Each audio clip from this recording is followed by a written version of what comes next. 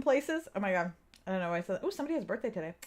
Something that I'm learning is that if I really want this thing to work, this whole using the DSLR camera, I really need to spend some time with it, like not, not on a live trying to make it work, because I actually had this thing working perfectly 3 days ago, and then today I went live and suddenly nothing was working, and I'm like, fine, I'll just use the same old camera as before. Fine. But it was kind of frustrating because I was like, I was so excited. But if I'm really that excited, then that means that I just need to prepare for it a little bit earlier and all will be well. Okay, stop shooting all over yourself. You cannot.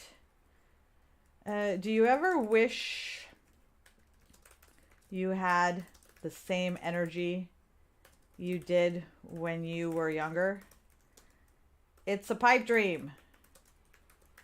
Let's talk about why and what to do instead. Okay, there we go. Done. Sending the link, and it is sent. What? Oh my God. Okay, so I just sent the message and I got an alert. Warning, sensitive content. This message contains the word pipe.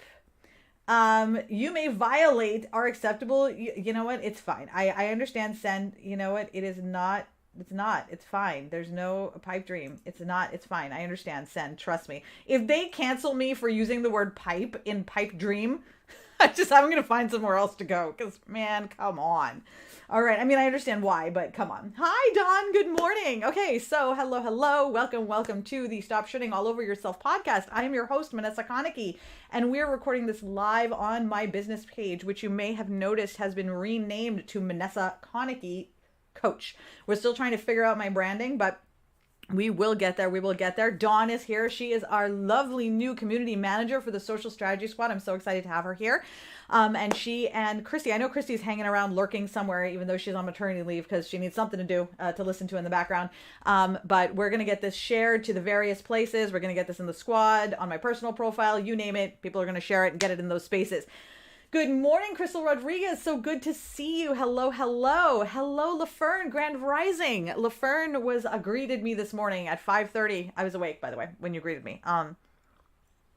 With a podcast she was listening to where they were talking about ways to manage your to-do list. LaFern, if you want to drop the link for that podcast that you were listening to in the chat, feel free. Basically she said, oh my God, this is the stuff you teach on all the time. And I'm like, fabulous. So if it's the same kind of stuff I teach on, but it's a different way of approaching it, I love the idea of sharing that with people. Because look, here's the deal, guys. I know that I have a unique perspective. I know that I have, well, I'm just getting comfortable here. Oh, that's why I'm not comfortable. It's a dress. I know I have a unique perspective and a unique way of looking at things and my own approach, but it was Clubhouse.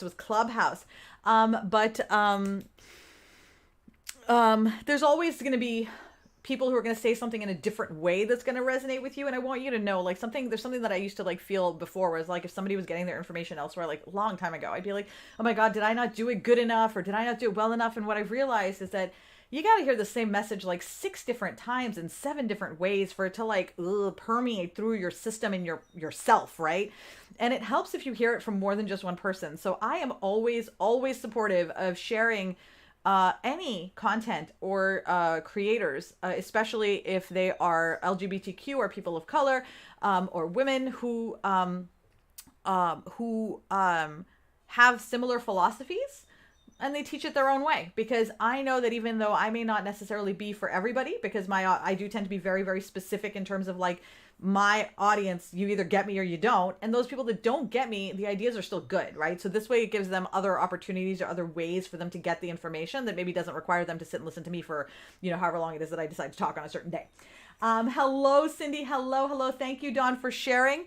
You know what I just realized? I need my Theracane and I need my husband. Can you bring my Theracane? I don't know if he's in there listening, but we'll find out. I'm going to get my Tiger Balm. I need to get all these things combobulated beforehand. I don't think he's actually out there, or he might have his headphones on.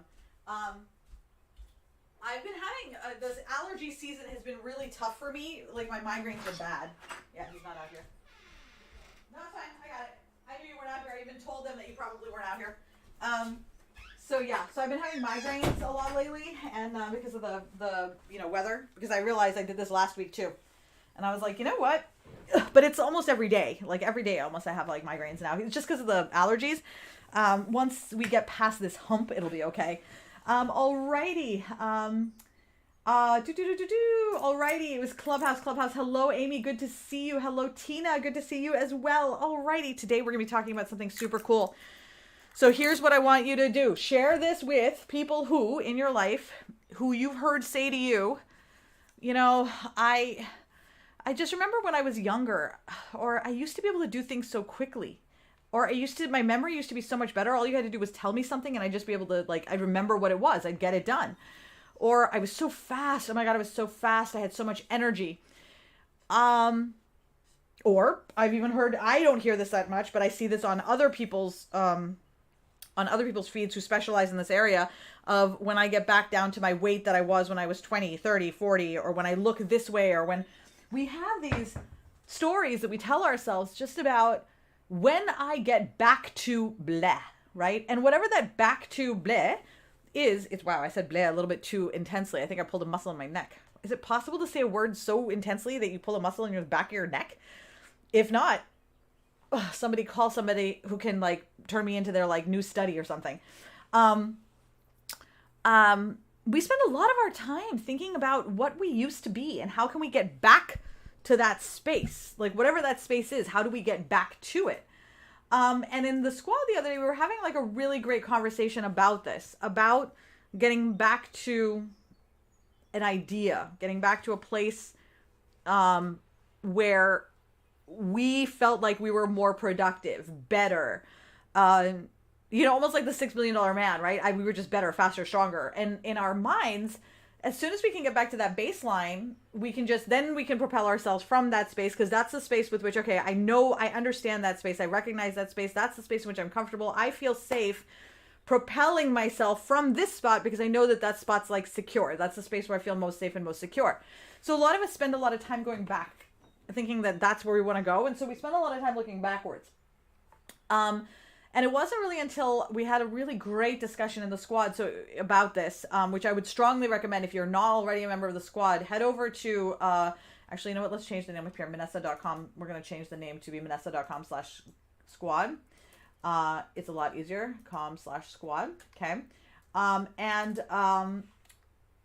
Check out office hours, because we have a really great conversation in there, about it. But I wanted to bring some of that conversation out here and talk a little bit about this idea, because I don't think it's something that we really spend a lot of time on as people in general, is how much time we spend idealizing the past and the kind of impact that has on our business and our lives and our perspective and our happiness and our joy. Especially, and it's actually kind of funny that I haven't brought it up before, because this is something that is really near and dear to my heart.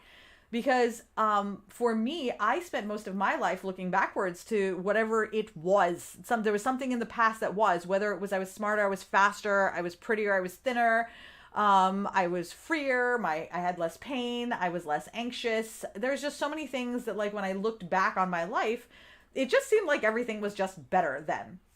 But at the same time, if you sat with me and you and I were talking, and I'm like, oh, dude, I would never want to go back to being 20. Whew.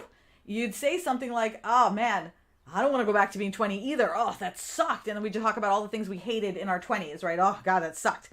But then when you're having a conversation about your business, right, or your job, you hearken back to when I was 20. Now, you may not actually use those terms, those actual words. You may not say when I was 20. But when you're talking about yourself, you're like, before I used to be this, and before I used to be that. And we feel like we've lost something by not being that anymore. And so there's a great many of us who feel like our best years are behind us, while at the same time hoping that our best years are ahead of us. And that creates a really tough dichotomy within your brain, because you're at the same time looking back at, as you are looking forward to, oh my God, everything that's good is there, but everything that's good is back there. So you can see how it starts to mess you up. Hey, Jenna. Jenna and I have been having this conversation for a really long time. In fact, as I was writing out the outline for this, I thought of you, our conversations, a great deal, Jenna. Some of this is going to resonate with you heavily because it came out of our conversations. Okay, so the way that this works is I'm going to I'm going to do the whole podcast recording while I'm on screen. You'll be here, you'll be listening. Feel free to tag your friends or share this with them as things resonate, because believe me, they will. This is going to be serious business today. I think your mind is going to be blown. My mind was blown as I was writing it, because I was like, my God, I can't believe I did all this work in my head. Like, this is all of the work that I did in my head, and that my clients have done, and that my friends have done. Like, because there's a lot of people who are doing this work right now. And as you write it out, you start to realize the amount of work that it takes to do it, but not just the amount of work, but like, it takes time to figure out that that's even the problem, right? Like, how do we even figure out that this is the problem? So that's what takes a long time. So what I wanted to do was do this podcast, because I'm like, look, if we talk about this now, then it will accelerate the process for all of us in terms of like seeing, oh, okay, I can see where we have opportunities to like remove clutter or improve my life experience without having to spend all that time figuring it out. Because that's really the part that sucks, is figuring out, why do I feel this way? Okay, so what we're going to do is I'm going to basically leave this, I'm going to go and I'm going to be on a different screen. You'll see me, but I won't see you. Please talk amongst yourselves. Share this with your friends, tag whatever you want while I'm doing the podcast. Then when I'm done, I'll come back and we'll have a conversation and talk about any of the key points that you mentioned, and talk about anything that resonated, answer any questions, and so on. Throughout the podcast, if you are at any time feeling like, oh my God, I want someone to be able to walk me through this step by step, the link to the squad is up at the top of the screen, manessa.com/squad. Head over there, sign up. It is open and ready. And that is a community where we work with you to help overcome some of these challenges that you face as you want to live the more happier, fulfilled life. Okay, so we're going to clap and we're going to hit this show on the road. All right, let's do this. Let's do it. Okay.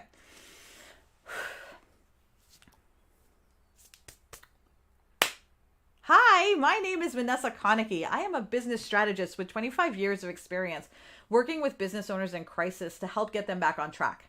Like many of my clients, I used to spend my entire day hustling and constantly giving myself shit about not getting things done and worrying about the progress I was making in my business.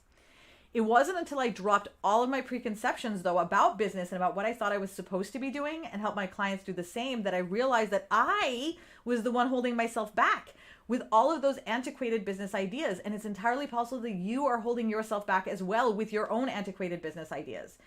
In today's episode, we're going to talk about the rose-colored glasses of nostalgia, which is something that is, oh my God, I am the queen of nostalgia, or at least I used to be.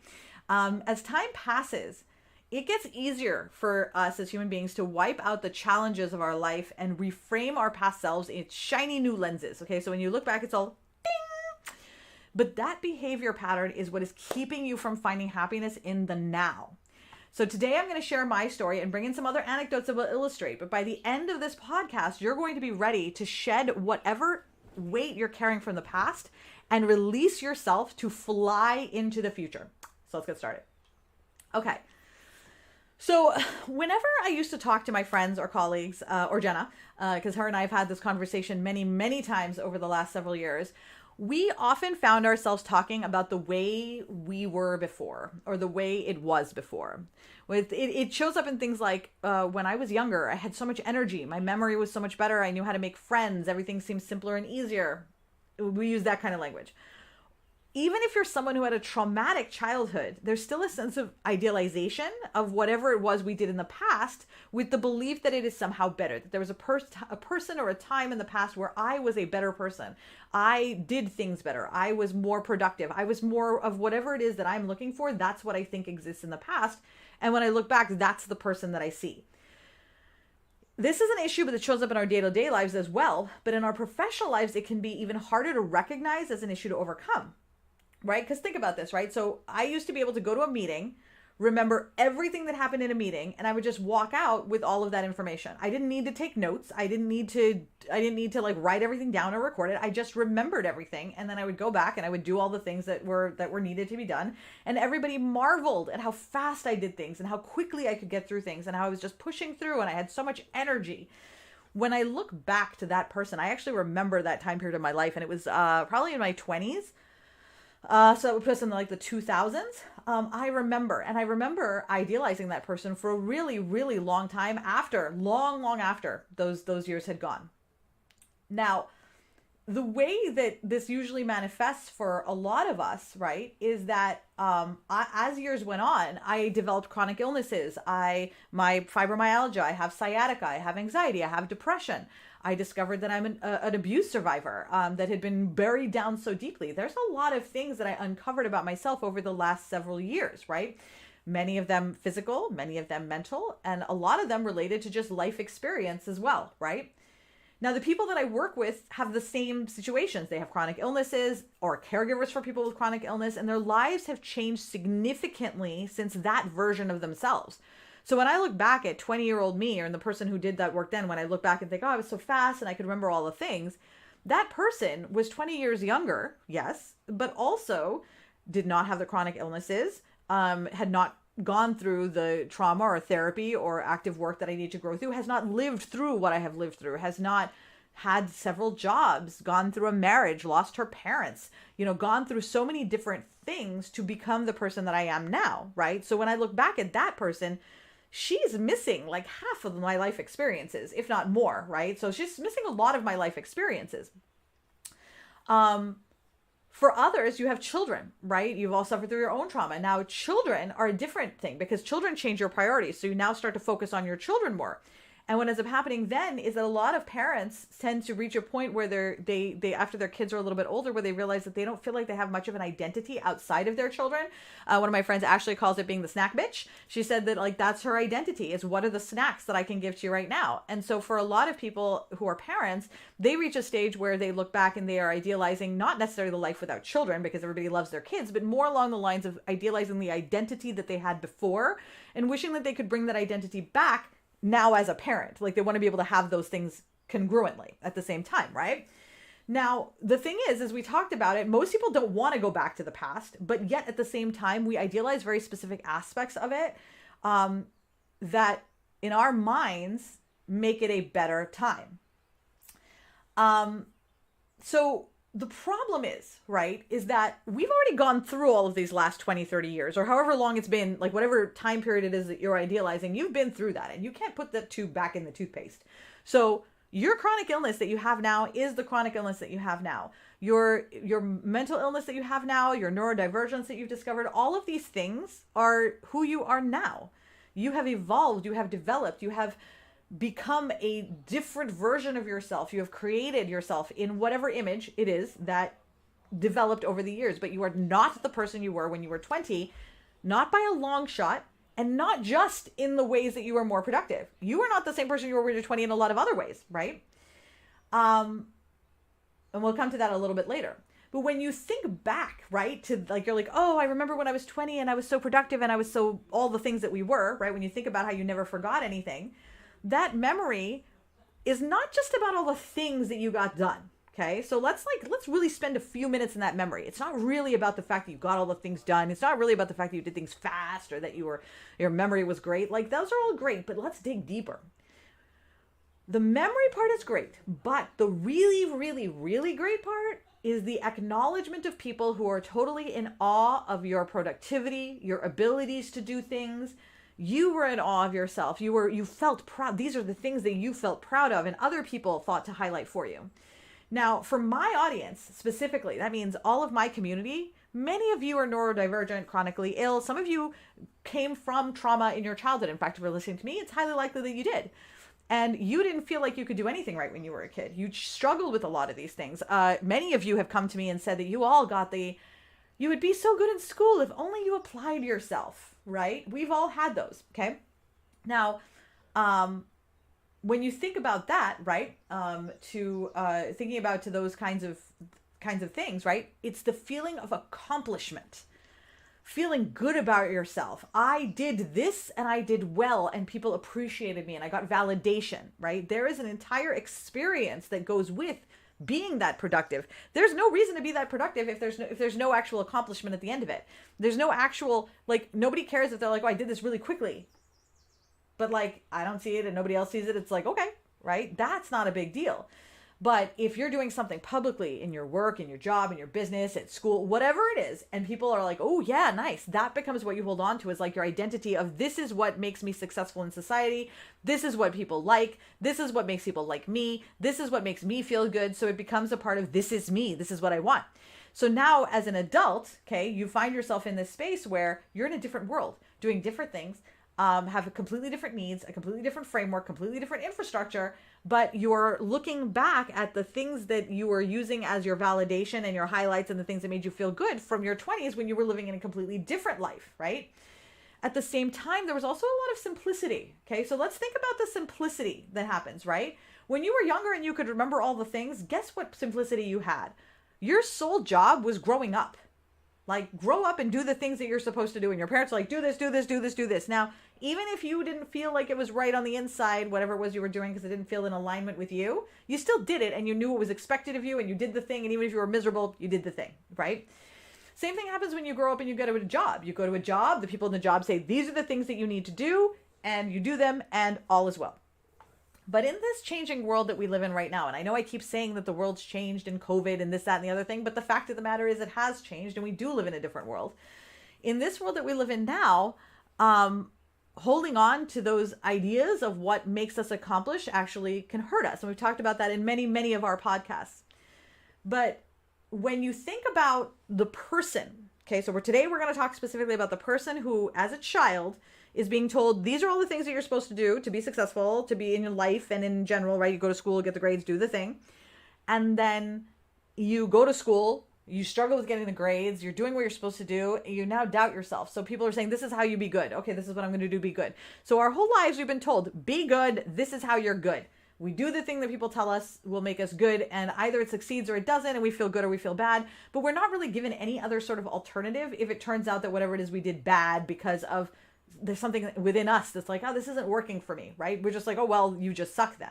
So these are all messages and ideas that we internalize. But the issue that exists within there is that the framework was laid out for other people, for us. We learned not to trust ourselves because whatever our instinct was telling us to do, because we're misfits and we don't fit in and we have different ideas of how to do things and different ways that we want to do things and we like to explore and we're artistic and creative, right?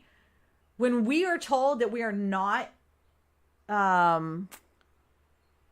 performing to what people would expect, it activates a lot of visceral feelings of rejection and abandonment and a lot of issues that we don't even deal with in that moment. We just know it makes us really uncomfortable and we want to do whatever it takes to not feel that way, right? So now we're adults running our own businesses, or you're in a COVID world where there is no blueprint, right? In your job. So now we're all in places right now where there's no blueprint for work. The blueprint for work that exists from prior to the pandemic, when there was no working from home all the time. There was no 24/7. There was nothing draining your battery constantly.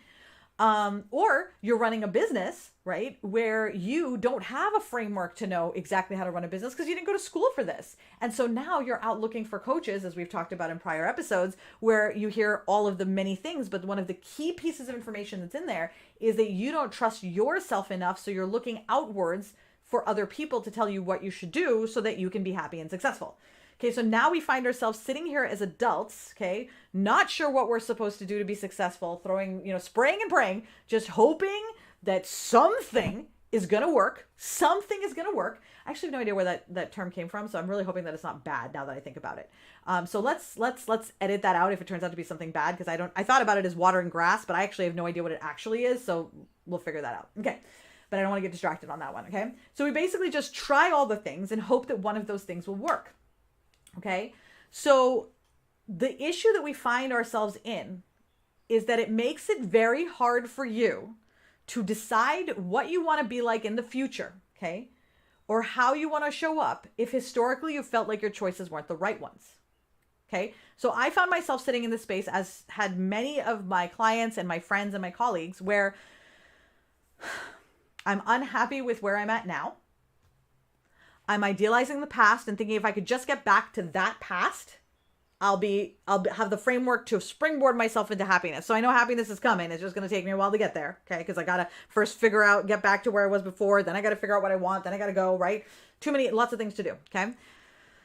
And now you're thinking, my God, it's so much work and I'm unhappy now. And the truth is you have to deal with paying bills and living life. So you start to put yourself a little bit lower on the priority list and we end up just right back where we started. Okay.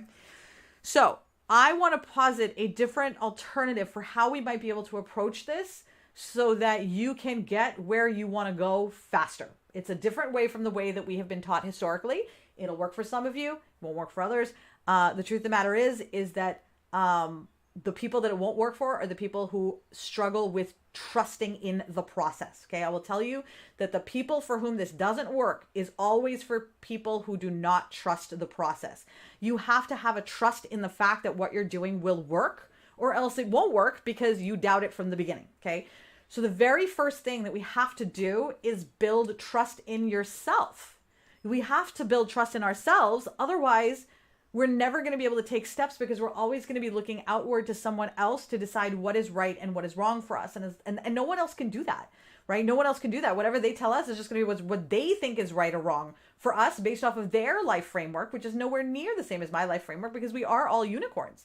We're all unique, but that doesn't mean we don't all have the solution isn't on the same path. The solution is going to look different, but it's going to be on the same path for everyone. So you take the steps, you're going to figure out what your unique situation is, but the path will be the same. Okay.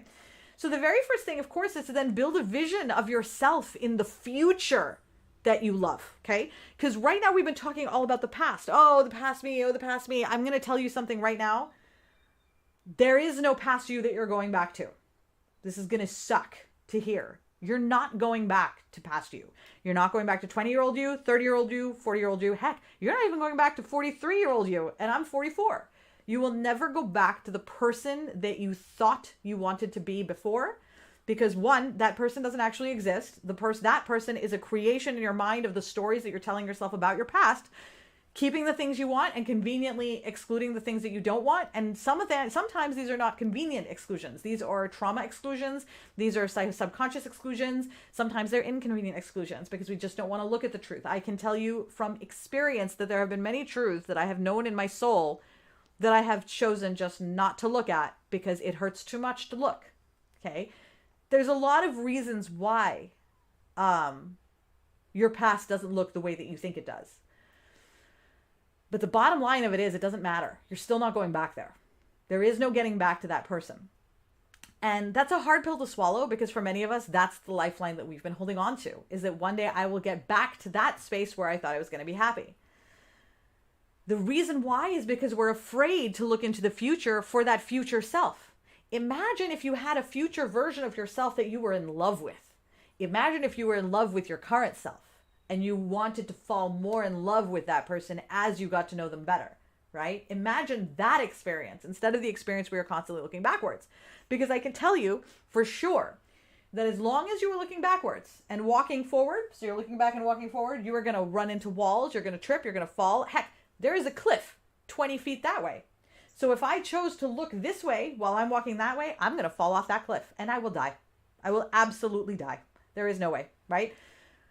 Looking backwards hurts you, right? But because of people judging us as we grow older, and now that with all the people being gone, right? So like nobody's really actively outwardly judging you anymore. But when those outward judgy voices go away, the inward judgy voices start because we're like, oh, well, if those voices aren't there, I'll take care of it. I will judge myself. And we've talked a lot in previous episodes, so I strongly want to recommend you listen to where we talk about working with your inner voice to make it a little bit less aggressive.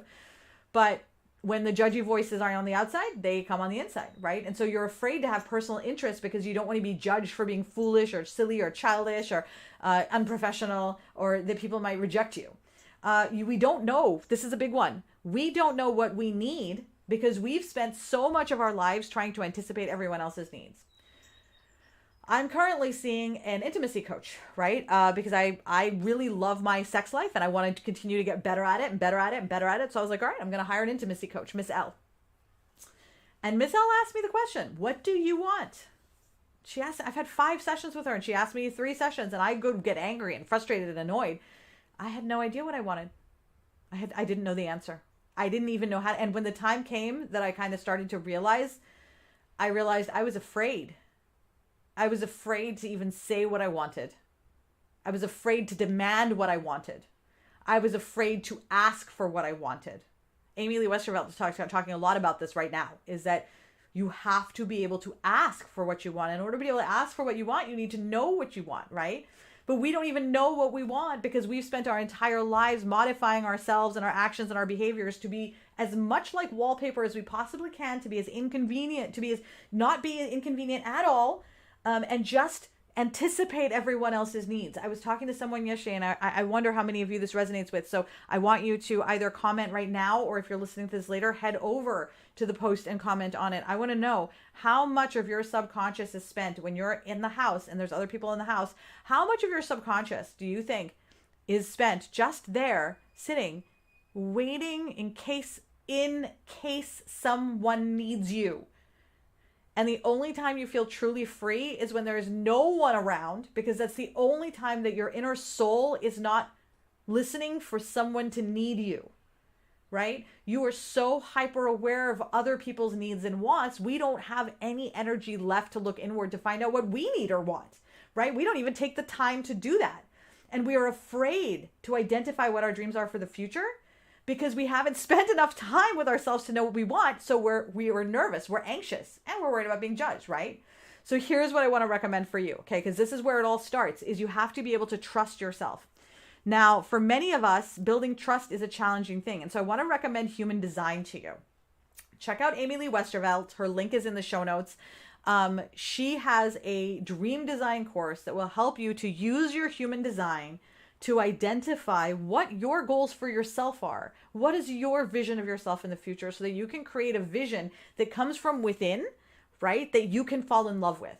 So that's the very first thing that I want to recommend, is head over to amyleewestervelt.com, get her Dream Design Intensive. It is amazing, and it's going to help you to really get firm on what it is that you want. And what's great about human design is this: you can't mess it up, okay? You can't mess it up. It's full trust in the system, and it is so trustworthy. The second you do your human design, I guarantee you're going to feel like you are surrounded by a blanket of safety, because suddenly you will feel understood, and you will be like, oh, I know what direction I need to be looking in. Not behind, but squarely in any of these spaces over here. And you're going to figure out what that is for yourself with Amy Lee. So that's the first thing that I want to recommend, is building trust in yourself. The other way that you can build trust in yourself is by doing little things for yourself that say, I'm going to do this and do that thing, whatever it is. I'm going to get up and walk around the house 3 times. Get up and walk around the house 3 times and then sit down. The fact that you did what you said you were going to do will help to build trust in yourself. So now you and you are building trust with each other, and these activities will help to do that. If you need more help with that, or want more guidance or more ideas, head over to the Social Strategy Squad at manessa.com/squad. And we have a lot of different ways that you can build trust within yourself, so that you feel stronger taking action on the things that you feel are right for your business and trusting your intuition. Okay?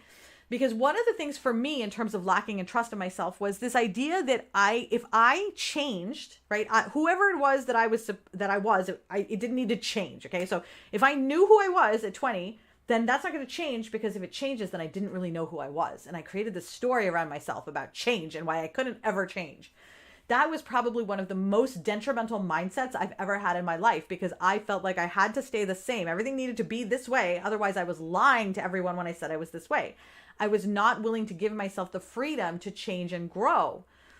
And it wasn't until I realized that there are phases in our lives, guys. We all have phases. I want you to really think about your life right now. Okay, I'm going to tell you about mine, but I want you to think about your own life. You've probably already broken it up into phases.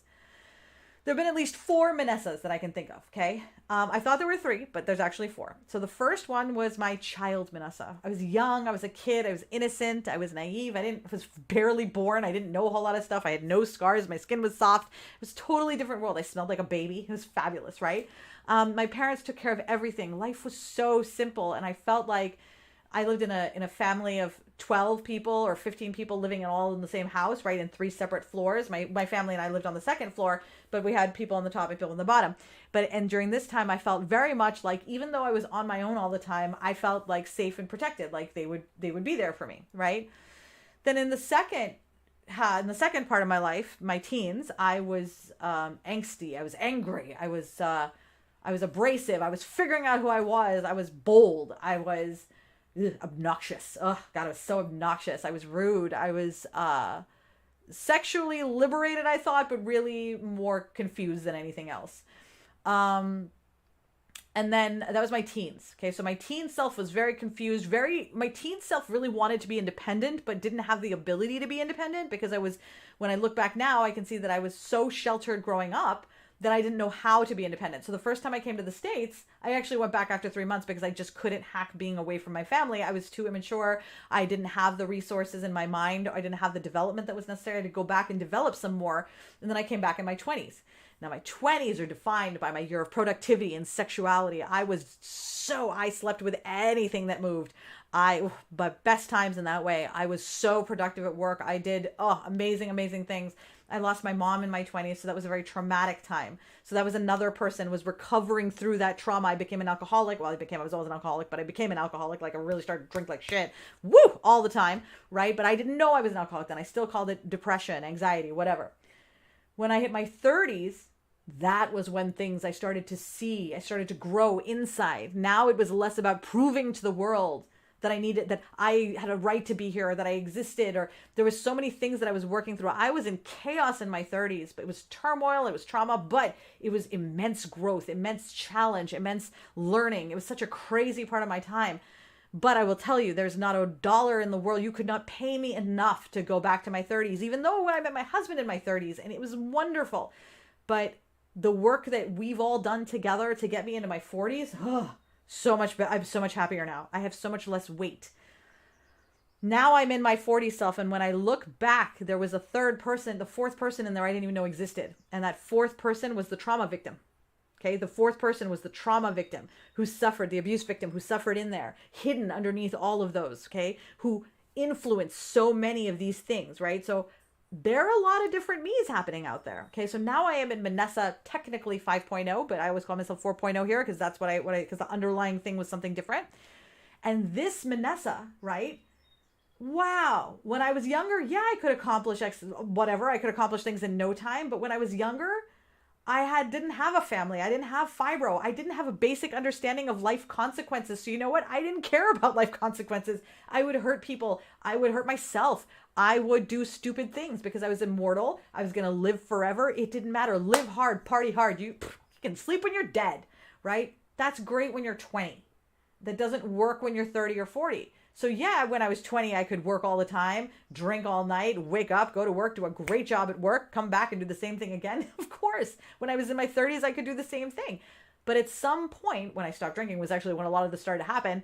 At some point, you look at yourself and you realize my body isn't the same. My mind isn't the same. I have grown. I have developed. And it becomes your enemy. That's the weirdest thing that happened to me. My body, my soul, my current condition became my enemy. And I kept wanting to go back. It wasn't until I stopped and I really, really reflected upon my entire life mindfully that I realized a few very key important things, right?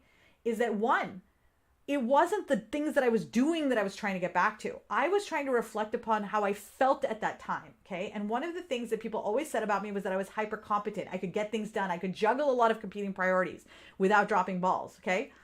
When I was younger, okay, I could do that in my mind. And that's the part of me that is gone now. I can't remember it all in my head. So as a result, but I kept pretending that that was me. So I'll go into meetings. I don't take any notes. I leave. I forget. And then I don't get things done. I drop the ball and now I feel less than competent. And I'm like, if only I was in my 20s, I would be able to do all this. What I don't realize is that the only thing that's changed is my memory. So let's change the conversation. Let's now say I'm in a meeting, I take the notes, I leave, I go and I do the things, and everybody's in awe of my productivity. My ability to do my job hasn't changed. My ability to run a business hasn't changed. My abilities, my intellect, my mind, my capabilities, those have not changed. The thing that has changed is that I need a different tool for me to get to where I'm trying to go. But for so many of us, we think that the reason why we're not able to do the things that we did when we were younger is because of some flaw within us that we need to fix. When the truth of the matter is, it's not a flaw within you. You have grown and developed into a beautiful, fantastic human being that now has access to 5 million tools that make it so that you don't have to do those things. Now you may say to yourself, well, yeah, but I want to. But why? Why do you want to? There is nothing holy about keeping all these things in your mind. There is no prize for remembering everything. There is no she's so amazing, just because you were able to remember what happened in a meeting without taking notes. There is a prize for taking notes and doing the things, right? So take the notes. Let go of the vision of yourself that could remember all the things. Accept the vision of yourself that needs a little bit of help remembering things. Add the tool, and you are still the superhero that you always were. Nothing has changed. You still get everything that you did before. All that changed was you now have a tool to help you get along the way. But for so many of us, we are not even willing to let go of that idea that we can get back to that space, and we want to use the same tools we had when we were younger, like our brains. As a productivity expert, I can tell you that's actually a really bad idea, because everything you need to hold on into your brain takes battery power from your body. It takes energy and it takes calories. So the more things that you're trying to hold on into your brain, the more calories you're consuming, which means you're going to be so much tireder at the end of the day. So now the end of the day comes, you're exhausted, and you're like, I don't know why I didn't do anything. Well, I can tell you why. You've been trying to hold all these things in your brain that, by the way, you're not remembering anyway. Okay? So you're setting yourself up to put yourself in this space where now you look back, you're like, oh my God, if only I was younger and I was smarter and I could do this. But it's not about any of those things. All it's about is add a tool to your life. That's it, right? That is one of the key things to remember, is that as we grow, right, we have new tools. Do you know when you were in your 20s? For most of us, it was the 80s and the 90s. Okay, 80s, 90s. Okay, so if you're in your 20s and the 80s and 90s, you had no tools then, technologically speaking, the way that we do now to be able to run a business, be a worker, do your job, whatever, right? Why are you acting like it's still 1980 something? There is it's almost like we're like, oh, we have all these tools, but I don't want to use them. But why? Why do we not want to use these tools? If you have a migraine, you're going to take medicine so that you can feel better. If you're feeling unhappy about this aspect of your business, this is your medicine, right? So the key is first, it is so important to recognize what you want, okay? Because if we discard the fact that now, okay, so let's accept the fact that you're like, oh, well, then I don't want to be 20 anymore, right? I don't want to be 20 anymore. You're right. That's not what I want. Well, now what do you want? That's the first step. You have got to figure out what you want. And Amy Lee was the one who helped me get clarity with what I wanted, because without knowing what I wanted, it was hard and what I wanted, what I mean is in like a granular level, like what time do I want to get up? What time do I want to go to bed? What brings me joy? What are the things I want to do in my day-to-day life? And I'm living that life right now, as are a lot of my clients. And it's a surprisingly different way to live than the way that I always thought you had to live. The way that I was like, this is just how it is, right? So once you get clarity around what it is that you want to do, the next step is to get rid of all of your clutter. Because at that point, you're going to realize, wow, so much of my life is just junk and I don't need it. And it's stuff that you don't want. And I'm not saying it's junk. You're going to decide that it's junk. Only you get to decide what the junk is, because something that's junk to me is not going to be junk to you. But once you are clear about what you want, what your goals are, what your mission is for your life, the junk will just, I'm junk, I'm junk, I'm junk. And you will just be able to toss the things that you need to. Because when you are serious about mindful reflection, about what you want, of the you right now, what does you right now want? What do you care about? What makes you happy? You will find that a lot of things that you thought made you happy just don't, and that you need a lot less than you thought you did. In fact, one of the most people that I work with find that once they let go of their expectations, they realize that it was their expectations all along. It was Agatha all along. It was your expectations all along. That's all it was. And the truth is, you didn't even want those expectations, because those expectations were built off of childhood you, right? So, after that, right? So after you've figured out, you've cleaned out, you've figured out what you want, and now you're like, well, these things are clutter, you get rid of them. The thing, I lost it. Hold on. We're going to pause for a sec. Okay. After that, figure out what you want to keep and what you put it. After that, it's really just a matter of keeping what. We're going to try this again. Okay. The dream design work that you do with Amy Lee gives you a future to look forward to. Okay. Studies have been done that show that we as human beings lack a connection to our future selves. So it's a lot harder for us to make healthy choices now for our future selves, because we're not connected to that future self, because that person isn't yet unrealized. But it's easier for us to look back and be like, oh, I know that person. I saw that person. That's why we tend to look backwards instead of forwards, is because we have the blueprint for when we were happy in the past. We don't have a blueprint for happiness in the future, and we don't want to be wrong. So using the human design and working with Amy Lee, you can figure out what it is that you want in the future, right? Now you have an alternative option, because that's the key thing to remember. Without alternative options, we will often just keep going along the path we were already walking, even if we aren't happy on that path, because we assume that this is just how it is, right? So we stay on the path that makes us unhappy. We don't make any other choices because we don't know that there is an alternative path to take. Once we have that alternative we can embrace, then most people won't even give it a second thought before being like, oh, there's an alternative. I don't want to be miserable. I'm out. It is the lack of clarity about the next version of you that keeps you looking backwards. Now, though everybody's situation and circumstances are different, there are some common threads that are going to hold true to everyone who's listening to this podcast. So I put some things together to help with this process. We talked about Amy Lee. One of the things that I want to recommend is that you go to manessa.com/guide and download the Hustle Proof Your Life guide. And that's going to help you to eliminate a lot of the mental clutter. It's going to help you to get rid of a lot of the psychological clutter that you've brought with you and ideas that you've brought with you from the 80s and the 90s related to business that you really just don't want anymore. You will look through it and save yourself 20 hours just by going through that guide. So now we've figured out what you really want.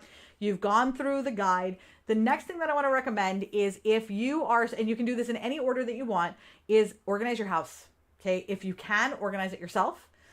If you can't, I want to recommend that you check out Miriam Ortiz. Her link is for More Than Organized. Her link is in the show notes. She can help you organize the clutter in your house and in your life. Because the thing to keep in mind is this. When we are looking into the past, we are compelled to hold on to things. We're compelled to hold on to ideas, to people, to things, to papers. We will hold on to things when we're looking in the past. When you look towards the future, you are inspired to let go of things. The version that existed about you, that existed before, was beautiful. There is nothing wrong with the version of that person. There's nothing wrong with her at all. She's beautiful then, and she's great for what she was then. But you are now in a new place, in a new time with a whole new world in front of you. And that past doesn't necessarily have a place here exactly as you envisioned it. It's like that time when Mark Twain went on to the Enterprise in Time's Arrow. Mark Twain was amazing, but it wasn't his future and it wasn't his place to be. He had to go back. The you that exists right now is in your place and in your time. And you're building a future version of yourself. You do not want to pull in past you into future version of yourself. You have control over what that future looks like. But in order for you to embrace it, you have to be willing to let go of the way that you thought that things were supposed to be. Whether you have a chronic illness that robbed you of your mobility or realize that you've never actually left your 20s in your mind, you feel trapped in this moment because you were living in a prison of your own memories. I lived in that same place. I lived there. My husband pointed out, Alex did, it was crazy, and it is melancholy and it is beautiful and it is painful and it is nostalgic all at the same time. But it is still in the past. The most important thing that you can do for yourself right now is to allow yourself to grieve that version of you. There is a lot of grief, a lot of sadness and loss for what you thought it was going to be, what you thought you would be. I literally have cried like a baby outside. I've cried and sobbed like a child. I thought it was so unfair. I racked myself with sobs in the loneliness and despair as I truly started to realize I was letting go. I needed therapy. I'm not gonna lie, I needed therapy for this. It's not something I felt safe doing alone, and I'm glad I did it with a therapist. And I'm a huge proponent of therapist. But I found something that thousands of other people have found before me and since, and that once you let go, right? Once you go through the process of letting go of what you thought things were supposed to be, you find that you've discarded thousands of pounds of emotional weight. Like, the amount of emotional weight you're going to get rid of is incalculable. The invisible chains that hold you back just start to dissolve, and you will feel more empowered to take steps to create the future you. And before you know it, the memories that you have of the past won't be a deep longing for a better time. They'll be happy memories and they'll act as foundational steps towards building the incredible you that exists in the now, and you will be placing more steps towards the incredible you that will exist in the future. I want that for you, and I want that for everyone that you know being trapped in their memories. Our podcast is still growing, and we're spreading the word in the world that you do not have to should all over yourself anymore. What you want for your life and your business is right for you, and I want to help you build the foundation to support it. Please leave a review for this podcast on whatever platform you're listening to it on, and share this with your friends, family, teammates, cousins, your fathers, brothers, cousins, nephews, former roommate. Let's spread the word so that we can finally all stop shitting all over ourselves and just enjoy our day-to-day life and building the future that we want to live. And bam. Oh, I loved this podcast. Please say that it all recorded. Okay. All right, Cindy says, I grew up hearing that I needed to do well in school because I'd have to get a scholarship if I wanted to go to college. It was implied that college was the be all end all. Oh my God, dude, absolutely. It was so important to my family that I went to college. I graduated. It was fun. But now that I have the experience that I have now, I was sold a lie. College is not necessary. Oh my God, it's not. It's great if you want it. I think it's a wonderful experience, but I don't think it's for everybody. And I don't think it's necessary. And I actually find it kind of obnoxious that there are jobs that require, there's some jobs that do require a college degree, because I don't want a doctor operating on me that doesn't have a college degree. But for a lot of other things, you really don't need there's jobs that I do that I've taught people that I'm like, you know what? You don't need a degree for this job. What you do need is common sense and the ability to learn. And I can help you with the rest. Oh, you earned the tuition college too. I don't remember ever being, oh my God. When I did earn oh my God, dude, Cindy, this is heartbreaking. Okay, so now hear this. Okay, hear what Cindy is saying. First, she was told she has to get the scholarship. College is the be all end all. But then when she did earn the full tuition scholarship, which fucking amazing, dude. That is so good. Congratulations. Oh my God. I know this was years ago, but congratulations, dude. I don't remember being praised. Not to say that I wasn't. I just don't remember. So here's the thing that's interesting about that. They may or may not have praised you. But the thing to keep in mind, Cindy, is that the memories that we have, right? This is all part of that process. Your mind, like I said earlier, it makes the decision about what it's going to keep and what it's going to get rid of. And whatever reason, if they didn't do it, then obviously that we know exactly how that impacted you. And if they did praise you, chances are they did a lot of other things that made it so that the praising was it didn't really have as much of an impact. It's sort of and I'm not saying this was your life experience. I want to be very clear. This is not your life experience. I cannot speak for you, but I can speak for my own experience where, my dad being a narcissist, right? Where there's the love bombing, right? There's the, oh no. And then there's the love bombing. And then sometimes all you remember is the love bombing, right? Or sometimes all you remember is the bad things. It's just important to remember that your brain remembers what it needs to, rejects what it doesn't, and your body will always protect you. So I want you to look at what you just said, and I want to reframe it as you gaslighting yourself, because don't do to you what others did to you, right? If you were not praised and these things were not taken, the way that we tend to think about it is, well, I must have been praised. Don't do that. That's the key. Don't do that, right? If you don't remember being praised, you weren't praised. It's fine. Do not gaslight yourself by challenging your own memories. Sophia says, Cindy, the life you had to have the little paper from college, you were going to be stuck in minimum wage. Exactly. I felt lesser for going to a vocational school. Dude, I wish more people went to vocational. I can't tell you how many times I have said that in the last few years, where it's more people, we need to be talking about all the options. College, vocational schools, taking a year off, volunteering. There's so many, Peace Corps, there's so many different things that you can do to develop life skills. The military, there's a lot of things you can do. It's not just college. The blind confidence of the 20s is what I miss. You know what, LaFern, I'm going to tell you something. I'm finding that now. I'm getting there. I'm not there yet, but I'm on the path and I can see it. I can feel that confidence coming back. I'm not 20 years old at all, but there are moments, and I tell Alex when they come, I'm like, oh, I just had that moment where I can tell that I've released it all, that I believe it all, that everything that I'm saying in that one brief moment is 100% accurate and true. Because it's not always, right? We're human beings. We drift. I'm human. I'm not going to believe this awesomeness about myself all the time. I wish I could, but I've had 40 years of programming. It's you don't just oh, it's done, right? I wish, but it doesn't. We drift. And these are the things, when I have those moments, I hold on to them and I say, remember this moment. Because then when I'm in that moment where I'm drifting back, I want to hold on to it. I'm remember that time. Remember that time. This is just a blip on the radar. This moment will go and it will come back to that moment where you feel blind confidence again. And the more I lean into that, the more I'm going to feel it, right? And that's why I was thinking today, I'm going to go ziplining in Florida, right? And I'm going ziplining, not Florida, in Connecticut. It's a mile long zip. And I thought to myself, you know what? My first zip line that I did was on LuLaRoe's cruise, and it was a really short one. It was less than 100 feet, and it was terrifying, and I had somebody push me off, and I was like, That's not how this is going to be. Nope. This time, and I was swinging on the swings today and I could feel it. I was like, I'm going to be on that zip line. And when the time comes to jump off, I am surrendering. I'm going to tell him, leave me. I'm going to kick myself off. I'm going to trust myself and have enough confidence in me I'm going to shove myself off into a gaping ravine, because that's how much confidence I have that it's all going to be okay. This has been practice work. So the things that I was telling you earlier about building trust in yourself, like something simple, say I'm going to get up and walk around 3 times and then just do that thing. That's literally where I started, because in the squad, I tell stories about how I got so far down that I literally could not even turn on the television.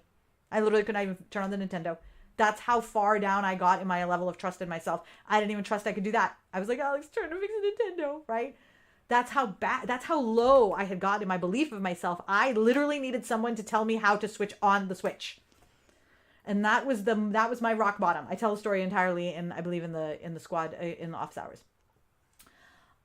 Okay. Right now I've got a whole new world I know, right? You're welcome. A whole new world. Yeah, I can sing better than that. Okay, let's see what else we got. We do talk about this a lot. I grew up in okay, just making sure. Second comment, blind confidence. Wow, that's so weird that we have okay, so I tell my kids so much. Yep, Katie, I love that you tell your kids that, because I think that's what's important, because those are the expectations, right? If your parents are telling you go to college, then what's your thought? If I don't go to college, they're going to be disappointed in me. They're going to reject me, right? And all of those things start. And if you have narcissistic parents or had a difficult childhood or come from trauma, there's a lot of other baggage that goes with that, which is why I strongly recommend, if that's the case, that you find a therapist. Go to Psychology Today. If you are in Massachusetts, Connecticut, the New England area, if you are in Georgia, or there's a couple other places. But if you're looking for someone, I may not be able to find you a therapist. I may be able to find you a coach. But I'm building a library. Oh, Ohio. I have some people in Ohio. No. Yeah, Ohio. So I'm building a library of coaches and therapists who are taking new patients. Because I know that I needed help. And so if you need help to figure out some of the things once you start to dig deeper, I'm here to direct you. I'm obviously not the person. I'm not the right person to help, but I am the right person to direct you to the person who can help you, because that's ultimately my goal here. I'm going to leave you with this. Is that transitions are hard. LaFern is talking about this, right? LaFern, transitioning is hard, okay? And it takes a team. And I'm actually going to do a podcast on who is my emotional support team, because I think it's important I'd like for everybody to know that I don't do this alone, and that your support team can look like a lot of different people. And I want to really just start to build the idea of the support team and who those people are for you, so you can start figuring out who are you going to use as your team. I have an emotional support team. That's my friends, my husband, my doctors. There's a lot of people I have on my emotional support team. Some people have come and gone. Some people are still there. But I had a team of people to help me with this. If you do not have a team and you're like, I want to get jumping and going on this right now, but I just don't know where to start or what to do, I want to recommend again that you join the Social Strategy Squad, Manessa.com/squad. This group was originally, it exists to help people who have historically felt this way, with tools, resources, habits, ideas, and support, and a community of people who also have grown up feeling this way and who also feel this way right now, but who are implementing strategies and tactics the same way you are to build that version of themselves in the future. Like LaFern said, she's finding her transition again. Every time she steps into her future self, okay? Every time she does this, and we've had this conversation a couple times, because we all step into our future selves multiple times. I am embracing that confidence, okay? Every time you step into a new version of your future self, you just get more and more and more confidence. Not less and less, more and more. Instead of looking backwards and thinking of all the things you lost, the more forward you go, the more you get, right? So that is really the key. That is what she is chasing and harnessing in this transition. And that's what I want for you. And that's what you're going to find in the squad. So I want to recommend that you head over there, check it out, come join us. We have a ton of fun in there, lots and lots of support. Christy and Dawn will both be there to help you once you join. Alrighty. I love this podcast, because this is one that I'm going to call, this is actually going to be a fundamental foundational podcast about one of the key things that I had to do. This was just something I had to do to be able to move forward in my life. And it is the same thing that all of you have already done or will have to do. In order for you to truly embrace the future you, find success as future you have to let go of your past self and begin that grieving process of the person that you thought you were going to be, or the person that you thought you should be, because there is a much, much more exciting, much, much happier, more fulfilled version of you right on the other side of that acceptance, literally on the other side of that acceptance. And honestly, the second you realize it, send me a message, because I want to be part of that journey. I want to be with you on this journey. All right. Have a wonderful, wonderful day. I love you all. I'm going to see you guys next Wednesday, same bad time, same bad channel, for Stop Shooting All Over Yourself. And at that time, I'm going to have the new camera up and running, if it is the last